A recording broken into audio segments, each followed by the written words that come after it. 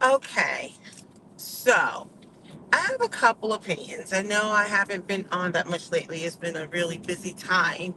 Good morning, bows and bow ties. For those of you who are new to my channel, I'm the Black Opinionated Woman, also known as a bow. So I just want to speak to the Celtics for a second. So, you know how when the Celtics closed out the last series and against it was Indiana, and I remember I was talking to my husband, and I was like, I, I'm kind of rooting for the Celtics because everybody was rooting against them. And then game one happened, right? And I was sitting on the couch. My husband was playing Wordle or something. Like he's into Wordle on his phone. And it was game one. The Celtics won. And I said to my husband, everyone still thinks Dallas is going to handle the Celtics. And I was like, am I delusional in thinking that the Celtics win this series? He's like, I don't know if it's about delusional. I said, I feel like I'm the only one who's rooting for the Celtics. He goes, no, you're not. He's like, I'm rooting for the Celtics for this series. Now, let me just say, my husband is a full-on 76ers fan. So every year he's let down, what the heck is his name? I can never remember his name. Because I like Maxi. Dude, big guy. He was injured. I don't know why his name escapes me all of a sudden. My son likes Maxi as well. Um, but the big guy. I'm having a brain dump. Oh my goodness, because I see his hair and everything. Anyway, the guy that got injured, their main star, whatever. He's a big 76ers fan. Well, once the 76ers were knocked out of it, then it became like, all right, well, root for the best or whatever. So I didn't realize he was rooting for the Celtics. I was actually rooting for the Celtics. Now, let me just say this: I'm usually a New York team fan. So as you guys always see, I'm always wearing my Giants lanyard, even though they're horrible. Um, I am. What the heck is going on? I am also a fan of the Knicks, even though they've been horrible for years, and now they seem to be on the rise. Um, I am a fan of the Yankees, even though I don't really watch baseball. I just like the uniforms. Where am I going with this? We're going to stay with basketball. When the Celtics won game one against Dallas, and I said, I think that the Celtics can win this series. And so we were sitting on the couch. He was playing Wordle, and all of the people, all of the sports heads, the talking heads were like, I'm not worried. They'll get it together. They've got Luca and Kyrie, blah, blah, blah. They'll get it figured out. Yada, yada, yada. Porzingis isn't going to be able to hold up, and all this other stuff. And I was like, I still think that the Celtics can win. And I said, I guess I'm on an island by myself. He was like, they have a shot at winning. But he wasn't really pressed. He's like, look, my team is out of it. So he just likes to enjoy watching the finals. I usually go to bed early and then catch the highlights. Or I'll catch like a few minutes of the game and go to bed. So he's basically like, no, the Celtics can win. We'll see what happened in these next couple of games. He's like, they have a shot as much as anybody else. I said, I feel like you and I are the only ones in the free world who thinks that the Celtics are going to find a way to pull this out. I said, it's their time because they were such a disappointment the last few years. I'm like, I just don't see them choking again. Now, my husband wasn't super caught up. He's just enjoying the games. But I was like, am I like a dum dum? He's like, no. He's like, the Celtics can win this series. So here we are sitting at 3-0 in the finals. Now, I just happened to see something where they showed all these talking heads. Everybody was, I guess, rooting for Dallas because I think primarily Kyrie. I mean, everybody likes Luka, but I think they want to see Kyrie get a ring. And the way they were clowning, like, yeah, I think Shady was like, yeah, Shady McCoy, Sean McCoy, yeah, the ring celebration is going to be in Boston for Dallas, all this other stuff. Everyone's like, oh yeah, Dallas in six, Dallas in seven, Dallas, Dallas, Dallas. I'm like, now, don't get me wrong. It's 3-0. Anything can happen. But I'm like, ah. I was like, I guess there was something to our conversation we had on the couch. All right, I'm gonna move off that. I'm gonna move on to the latest iteration with Caitlin Clark. Now, I've been kind of starting to just tune out of it because I'm over it, but I've still heard some of it. This is what I would say. Everyone continues to talk about her being left off of the Olympic team. Well, I got more to say. It's not just based off of the Olympics. It's based off of her. She did come out and make some other comments too. One, her being left off the Olympics team, I think what's happening is the men are treating the women's game like the men's game. And they're applying how men think to a game that's not built like the man's game. So they're approaching it from the terms of marketing and money.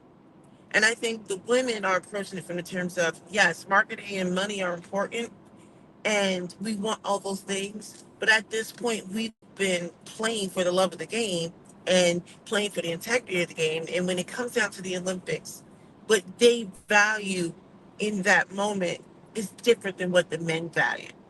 So the men are thinking, hey, we want to use her. I think Stephen A. Smith calls her the golden goose. So they want to use her golden gooseness to promote the game. And the women are saying, in this moment, this is what we value more. And money is important. But right now, the integrity of the game, winning that gold medal, it just means a lot to them. So you've got two different value sets happening. And so you have people getting out on television making all these ridiculous comments. You got Stephen A. Smith yelling all the time, and I don't understand why he's yelling. I honestly believe that he thinks if I yell louder, then people will believe me more. And I'm more on the lines of you could say it 100 times, it doesn't make it true.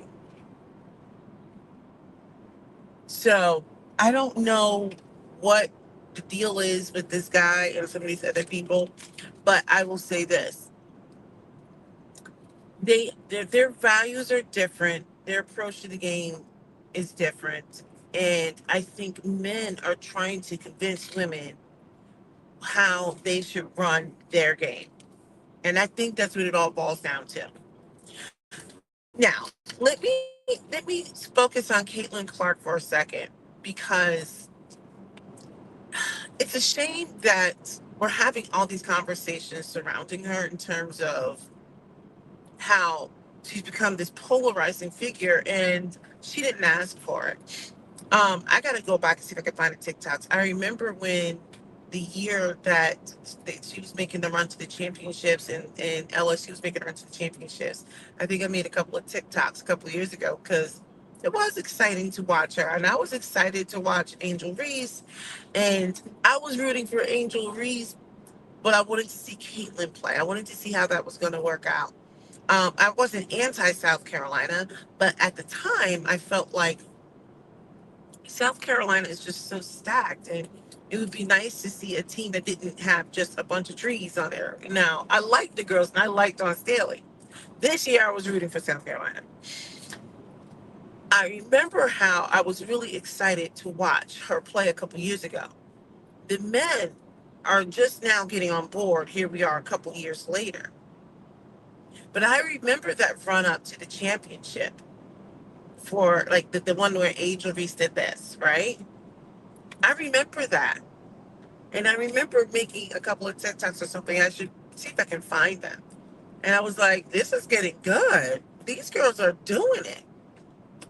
Where I'm going with it is Caitlin Clark was exciting because she can really shoot.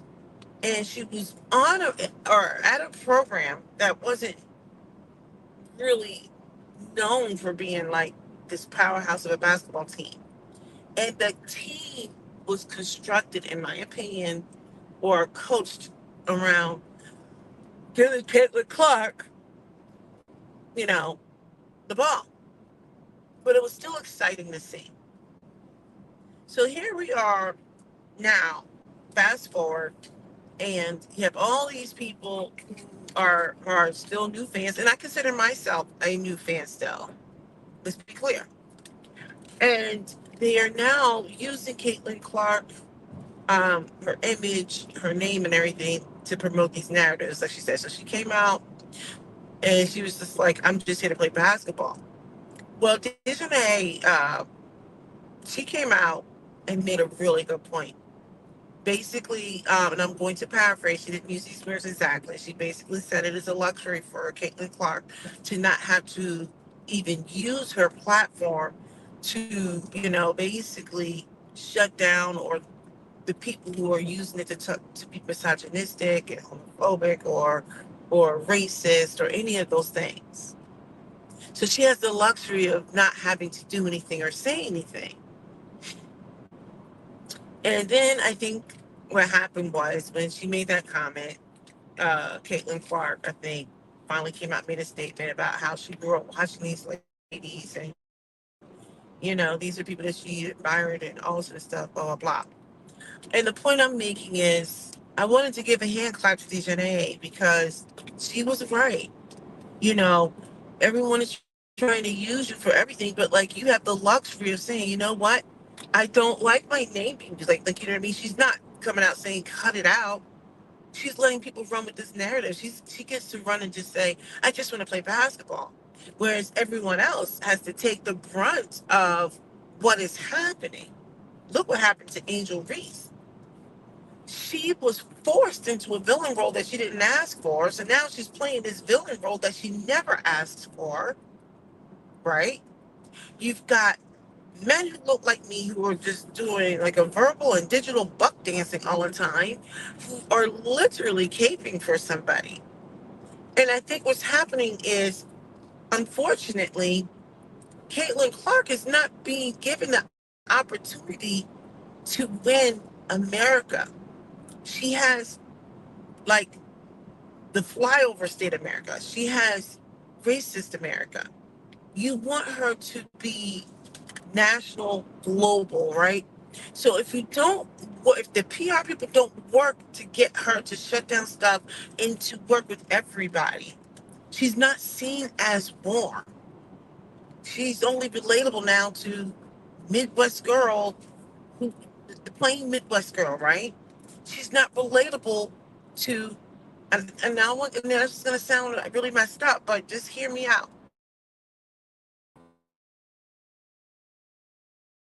To the black girl, to you understand what I'm saying? So what's happening is your Cameron Brinks now is going to bring in those other girls. Angel Reese is going to bring in girls who want to be Barbie. She's going to bring in girls who are black. People who've never, but see, Caitlin Clark, they're saying that she's global goose, and she's not using her platform smartly, right? To say, hey, like, she's not interacting with everybody. She's saying things like, I just want to play basketball. She's a luxury of doing that. And what happens is the people who are psycho for her, they're creating the narrative for her. And now she's not winning the hearts of America. They're helping to create that culture divide. Whoever's in her PR department has to get her to be different. So shout out to Dejanay calling out people, saying like what a luxury it is to not have to worry about anything, to just say, oh, I just want to play basketball. But her and basically calling her out for saying like, I want to play basketball, and she doesn't want to address the fact that there's people who are being racist and xenophobic, and I'm not, I just made that word, I don't like homophobic or whatever. She's saying, yeah, you get to say that. That's a luxury for you, but everybody else has to deal with it. I don't think Caitlin realizes by her saying nothing, these other people are creating that narrative for her.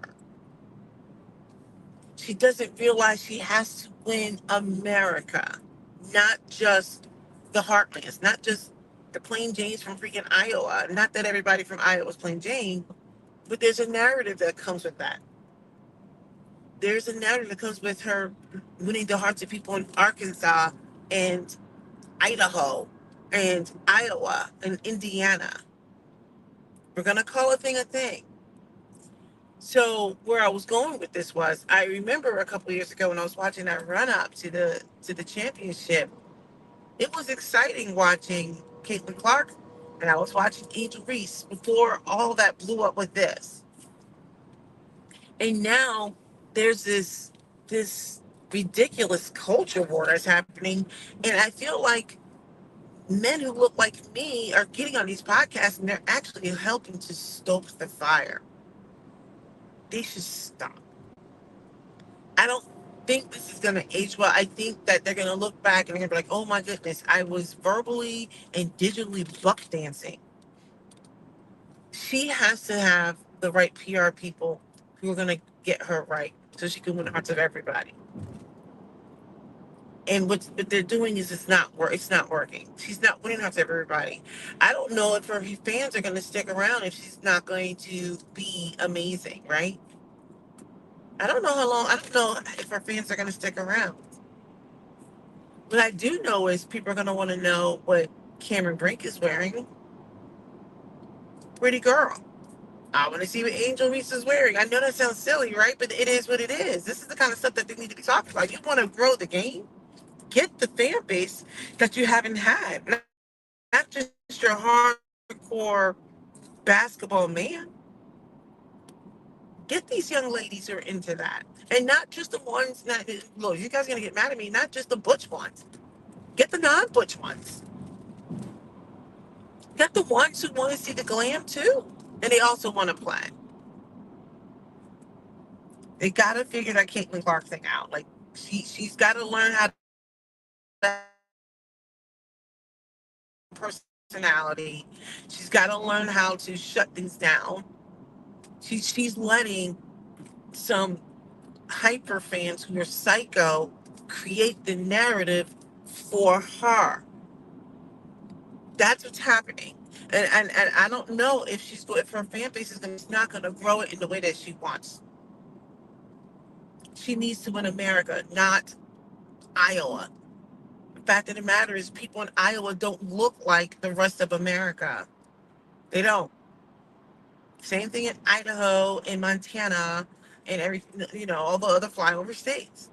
The fact of the matter is, you want to be a great phenomenon, a global influencer, all that stuff like that. You got to get outside of the people of Iowa. I don't know if they're going to help maintain your fan. I don't know if that fan base is going to stick around. This might just be a moment versus a pivotal moment. All right. So I got. Um, I need to do something with my hair because this is getting old now. But okay, we're gonna keep going with it. All right. Let me know your thoughts.